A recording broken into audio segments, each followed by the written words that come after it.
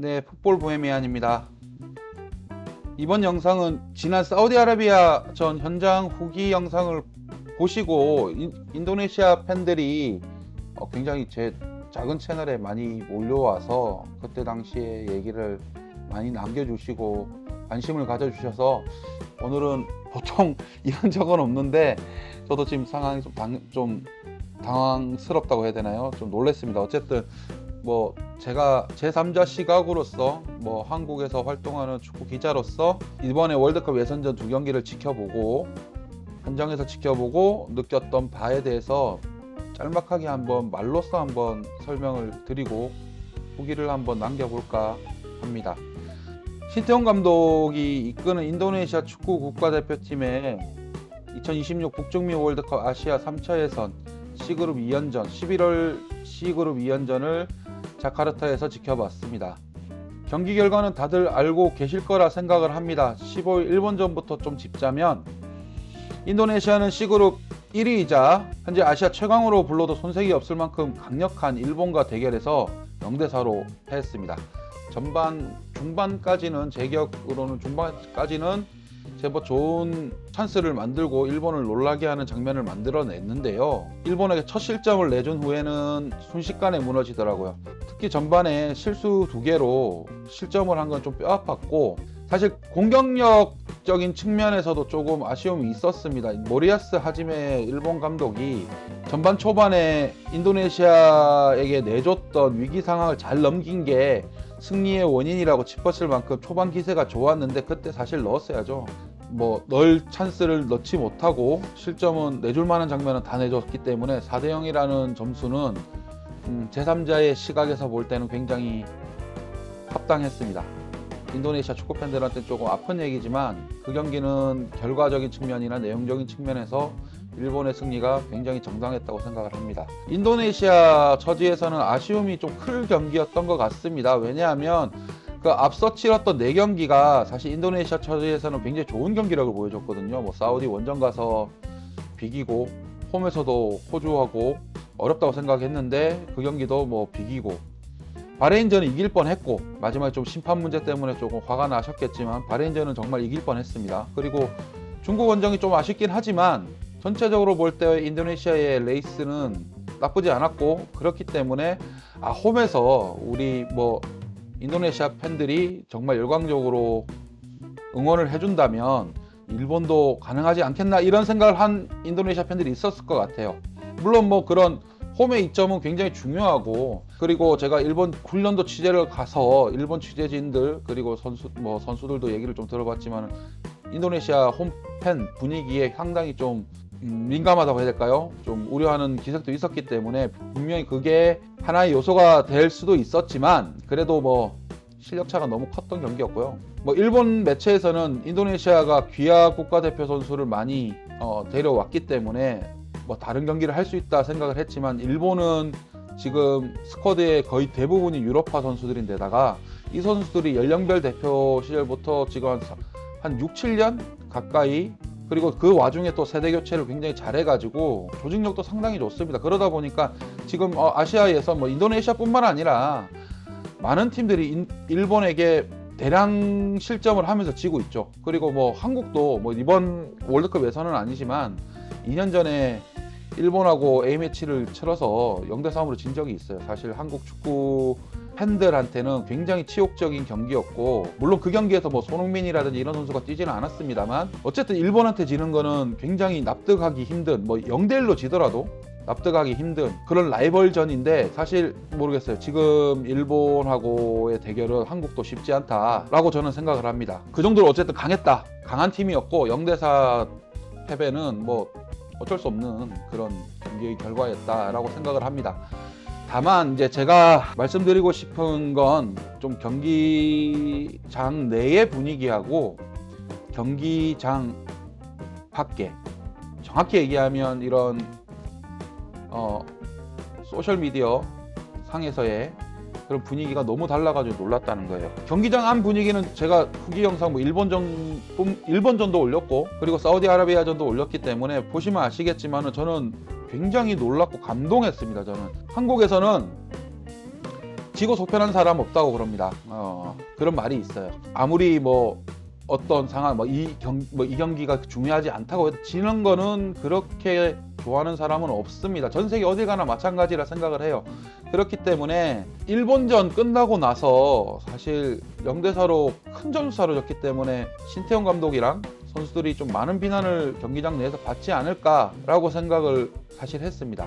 경기장 분위기가 굉장히 훈훈했습니다. 경기를 진 팀의 홈팬들이라고 생각이 안 들었어요. 경기가 끝난 후에 인도네시아 선수들을 위해 인도네시아 팬들이 많이 경기장에 남아서 고생했다고 노래를 부르며 격려하고 박수 쳐주는 모습에 굉장히 놀랐습니다. 나중에 뭐 인도네시아 축구 팬들이 제 유튜브 댓글에 그 곡의 이름을 알려주고 내용을 알려주더라고요. 뭐 타냐 아이루크 맞습니까? 뭐 어쨌든 나의 조국, 마이 홈랜드라는 뜻이라는데 한 1분 가량의 그 노래를 듣는 선수들의 표정도 그렇고 신태용 감독도 너무 고마워하는 게 얼굴에 보이고, 사실 경기 끝나고 빠져나가는 사람들이 많잖아요. 그런 경기는 집에 빨리 가야 하는 게, 야 이런 경기 괜히 봤어 하면서 그냥 집에나 가야겠다 뭐 이런 식으로 생각하는 팬들이 전 세계 곳곳에 있는데 인도네시아 팬들은 그렇지 않았다라는 거에 정말 좀 감동을 받았습니다. 그리고 0대4로 진 팀의 감독은 사실 비판의 중심에 놓일 수밖에 없는데 신태용 감독을 연호하면서 지지를 하는 팬들이 굉장히 많았다는 거에 또 한 번 놀랐고요. 경기 후에 기자회견 끝나고 나서 믹스트존을 공동 취재구역이라는 곳이 있는데요. 믹스트존에 가서 신태용 감독을 좀 만났어요. 만나서 그 질문을 꼭 하고 싶더라고요. 농담 삼아서 제가 신태용 감독한테 그런 얘기를 했습니다. 감독님 정말 여기서 진짜 감독 할 맛 나시겠다. 정말 감독 생활 하시는 게 즐거우실 것 같다. 그런 농담을 던지면서 팬들이 0대4로 진 팀의 감독에게 최선을 다했다면서 신태용 구호를 외친 게 저는 놀랐다라고 질문을 던졌는데 신태용 감독이 무덤덤하게 그런 얘기를 하시더라고요. 내가 지금껏 해왔던 게 있으니까 팬들이 그걸 알고 있으니까 나를 지지해 주는 것 같다. 감사하다 라고 얘기를 저한테 하셨어요. 제가 볼 때는 그게 신태용 감독한테는 굉장히 큰 자산인 것 같고 팬들과 교감이 굉장히 잘 되어 있는 감독이다. 뭐 한번 실패할 수도 있고 경기에 질 수도 있는 거를 팬들이 좀 이해해 줄 수 있다.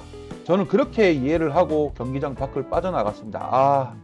그래도 인도네시아가 그래도 좀 다른 게 있구나 라는 생각을 했는데 그 다음날 쏟아지는 기사를 보고 놀랐어요. 이게 한국 미디어에도 굉장히 인용 보도가 많이 됐는데 뭐 신태용 감독 아웃이라는 해시태그 운동이 소셜미디어 상에서 퍼져나가고 있다. 신태용 감독이 위기에 빠졌다. 에릭 토이르 인도네시아 축구협회 회장하고 경기 후에 면담을 가졌다. 사우디전이 어쩌면 마지막일 수도 있다. 팬들은 신태용 감독을 더 이상 원하지 않는다. 라는 식의 몇몇 현지 기사들이 나왔고 그걸 한국 미디어가 그대로 받아서 한국 팬들의 보도를 했습니다. 그래서 한국 팬들도 아니 어떻게 이럴 수가 있느냐. 인도네시아가 사실 신태용 감독이 부임하기 전에 170위권 때였는데 지금 이만큼 올려놓고 특히 올해 같은 경우는 뭐 카타르 아시안컵이라든지 23세 아시안컵, 파리올림픽 예선이라든지 그리고 지금 월드컵 예선 원래 사실 인도네시아가 월드컵 본선행 티켓이 걸려있는 스테이지에 올라온 게 이번이 처음이잖아요. 그런 측면에서 볼 때 신태용 감독이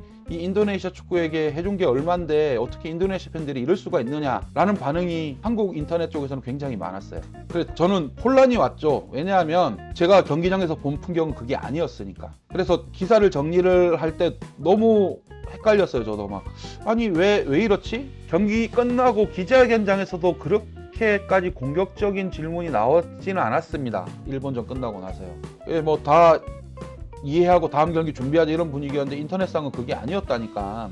그런 식으로 보도가 나온 게 저는 납득이 될 수가 없죠.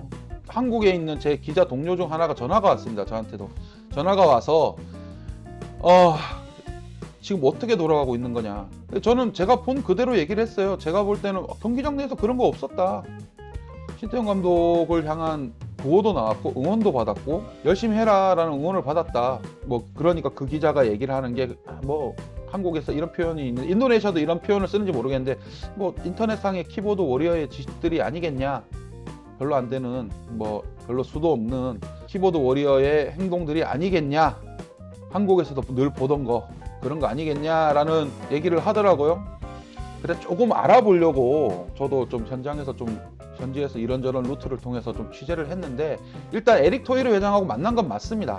그리고 에릭 토이르 회장이 일본전 끝나고 뭐 제가 알기로는 라커룸에서 뭐 이런저런 얘기했던 것도 맞고, 그런데 뭐 거기서 뭐 심각한 얘기가 나왔다 뭐 이런 얘기는 아니었던 걸로 저는 알고 있고요. 그리고 인도네시아 축구협회 관계자가 에이전트를 통해서 뭐 딱히 지금 그런 상황에 대해서 뭐 그런 결정을 내리거나 그런 상황도 아니고 그런 생각도 없다는 식으로 얘기를 했는데, 왜 그렇게 보도가 나왔을까? 저는 좀 그래서 좀 찾아봤어요. 찾아보니까 붕타월? 붕토웰?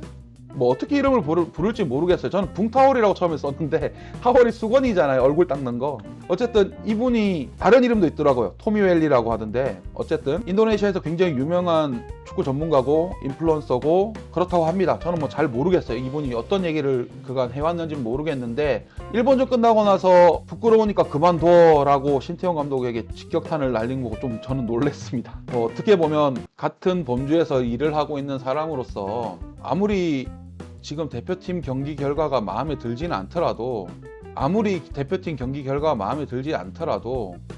감독에게 부끄러운 줄 알라 라는 식으로 얘기를 들은 건 없는 것 같아요. 뭐 완전 좀 사적으로 좀 빠지자면, 제가 브라질 월드컵 취재를 갔을 때 브라질이 독일한테 7대1로 패한 경기, 유명한 경기 미네이랑의 비극이라고 되게 유명하잖아요. 그 경기를 현장에서 봤었거든요. 그때 루이스 펠리페 스콜라리 감독이 정말 자국 기자들한테 두들겨 맞았는데, 인터뷰 기자회견장 분위기가 굉장히 험하게 했는데도 너 부끄러운 줄 알아, 수치스럽다, 그런 식으로 대놓고 표현한 적은 그런 브라질 기자는 못 봤어요.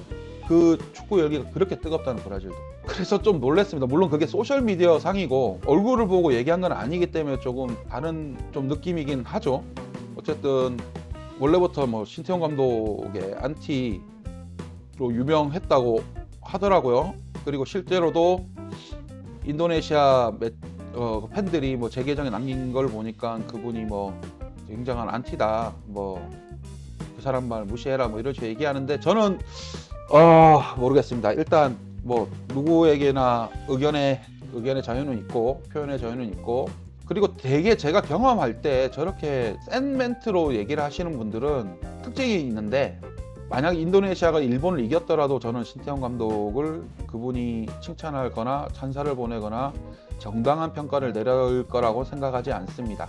내릴 거라고는 생각하지 않아요. 이겼지만 감독이 잘한 경기는 아니었다, 선수들이 정말 열심히 뛴 것일 뿐이다, 운이 좋았다, 되게 이런 식으로 얘기를 합니다. 아무튼 싫은 거죠. 그리고 그런 분들의 생각에 동의하는 분들도 계실 거고요. 한국도 마찬가지입니다. 사실 그런 분도 계시고 그런 분들의 의견을 따라가는 팬들도 계십니다. 뭐 그러다 보니까 자연스러운 현상이고, 저는 그 토엘이라는 분의 의견을 뭐 그 나름대로는 존중을 합니다. 뭐 신태용 감독이 싫다는데 어떡하겠어요. 싫은데 이유가 있을까요? 그래서 그분들의 주된 비판의 근거가 뭘까라는 식으로 좀 생각을 해봤는데, 첫 번째, 트로피가 없다. 뭐 예를 들면 박항서 감독처럼, 베트남 감독처럼 트로피가 없다 라고 말하는데, 저는 올해만 해도 인도네시아 팬들이 트로피가 없을 뿐이지 황홀한 순간이 굉장히 많았다고 생각합니다. 아닙니까? 아시안컵에서 본선에서 승리를 거두었죠. 저 이 얘기 되게 많이 들었는데, 현지 기자들한테 너네들 괜찮아? 23세 아시안컵에서 인도네시아가 한국을 승부차기로 꺾고 올라갔잖아요. 한국 축구한테는 굉장한 상처였고 40년 만에 올림픽에 못 나가는 굉장히 치욕적인 순간이었는데, 반대로 인도네시아는 그런 상황을 굉장히 즐겼을 거 아니에요. 올림픽 본선 직전까지 갔잖아요. 그죠? 그리고 아까도 얘기했듯이 월드컵에 도전할 수 있는 기회도 잡았고, 트로피를 가지는 감독은 선수는 많지가 않습니다. 아무리 잘해도.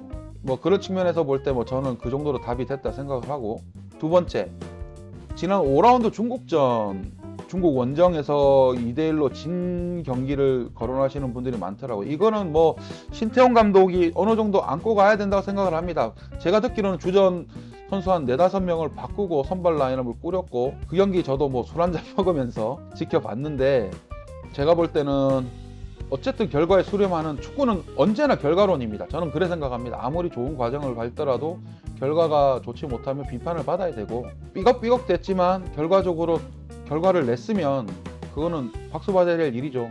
그게 뭐 과정도 중요하다 뭐 요새 그런 얘기 하시는 분들인데, 저는 동의하지 않습니다. 그건 항상 그 결과를 내기 위해 달려오는 스포츠이기 때문에 과정이 틀린 게 아니라 밖에서 바라보는 평가가 잘못된 거라고 저는 생각을 해요. 어쨌든 결과적으로 2대1로 졌기 때문에 신태용 감독이 비판을 받은 경우가 있습니다. 근데 제가 인도네시아 기자들도 그거 관련해서 물어보던데, 굳이 뭐 신태용 감독을 좀 이해를 돕자면, 신태용 감독에 대한 그런 이해도를 좀 도우려고 한다면, 신태용 감독은 한국에 있을 때도 그런 좀 파격적인 전술을 종종 많이 썼어요. 의외로 그런 선택이 적중률이 꽤 높았어요. 이게 하나의 캐릭터라고 볼 수 있는데, 어쨌든 그런 식으로 뭔가 상대가 생각하지 못하는 그런 변칙적인 걸 써서 꽤 성공을 맛봤고, 그게 신태용 감독이 커리어에 어느 정도 좀 뭐 보탬이 됐던 것도 사실입니다. 뭐 양날의 검이죠. 제가 하고 싶은 말은, 아까도 얘기를 드렸지만, 축구에서 아무리 외부에서 흔든다고 해도 결국은 결과론인 것 같아요. 사우디아라비아전은 사실 제가 걱정을 되게 많이 했고, 이 경기 지면 정말 큰일 나는 거 아니야, 뭐 그런 생각을 했었는데 이겨버렸잖아요. 경기 내용도 완벽했습니다. 제가 볼 때는 그 전반전에 그 저스틴 호브너가 박스 인근에서 파울을 저질렀을 때, 그때 페널티킥을 받을 수도 있는 상황이었는데 VAR로 겨우 위기를 넘겼는 게 그게 컸던 것 같아요. 그걸 넘어서고 승기를 잡아서 결국 2골차 승리를 만들어냈고, 인도네시아 경기를 보면 항상 수비가 불안하다, 3백을 쓰고 있는데 수비가 불안하다, 그런 생각을 했는데 이번에는 무실점으로 승리를 챙겼습니다. 경기 중에 좀 혼나는 모습을 보였던 마르셀리노 헤르디난, 이 선수 지금 신태용 감독한테 되게 귀염둥이 식으로 좀 그래 생각하는 것 같은데, 왜냐하면 뭐 20살밖에 안 되는 선수니까요.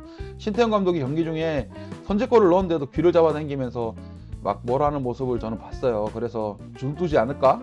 라고 생각도 했었는데, 그런데 이 선수가 2골을 넣고 영웅이 됐지 않습니까? 그것도 굉장히 좋았고 여러 가지로 좋았던 것 같습니다. 그리고 경기가 끝나고 C그룹 최하위였던 인도네시아가 3위까지 올라가는 아주 좋은 결과가 나왔고요.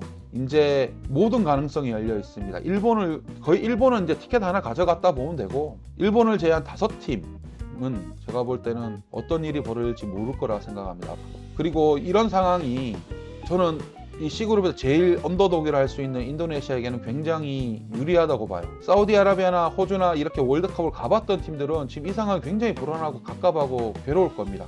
사우디 매체 최근에 보도를 보니까, 인도네시아전 끝나고 나서 보도를 보니까 절망적인 보도가 엄청나게 많이 나오던 것 같은데, 인도네시아 같은 경우는 사실 제가 볼 때는 졸전을 하지 않는 이상은 지금 상황은 어떠한 일이 일어날 수 있지 않습니까? 월드컵을 못 나갈 수도 있고, 이 흐름을 잘 이용을 한다면 4차 예선 갈 필요 없이 본선에 바로 직행할 수도 있습니다. 엄청난 역사가 되겠죠. 그렇게 되면 꼴찌 5등만 안 한다면 3, 4위로 4차 예선에 가서 비슷한 레벨의 팀과 대결해서 거기서도 월드컵 티켓을 도전할 수 있습니다. 전 제가 볼 때는 인도네시아는 부담 없이 경기를 해도 결과에 가장 부담이 없는 팀이라 생각을 합니다. 지금 상황은 좀 인도네시아한테는 굉장히 희망적이라 할 수 있고, 이게 가장 큰 성과인 것 같아요. 만약에 사우디전에서 못 비겼더라면 앞으로 4경기가 의미가 없을 것 같았는데, 어쨌든 신태용 감독하고 인도네시아 선수들은 스스로의 힘으로 다른 기회를 만들어냈습니다. 저는 여기에 대해서는 굉장한 의미를 두셔야 된다고 생각을 합니다. 아마도 신태용 감독도 지금 상황을 복잡하게 생각하고 있을 것 같아요. 지금 신태용 감독은 애당초 목표를 3위, 4위로 설정을 했거든요.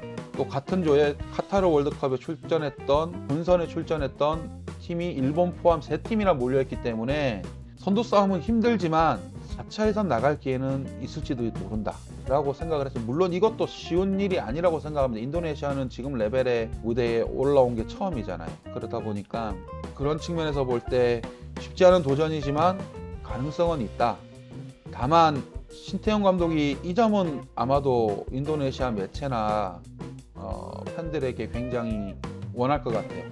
신태용 감독이 사우디전 기자회견, 그러니까 사우디전이 벌어지기 하루 전에 기자회견에서 모든 걸 꿰뚫는 핵심적인 단어를 말씀을 했는데, 그게 바로 스텝 바이 스텝입니다. 사우디도 본래부터 처음부터 강한 팀이 아니었다. 하나하나 단계를 밟아서 저기까지 갔다.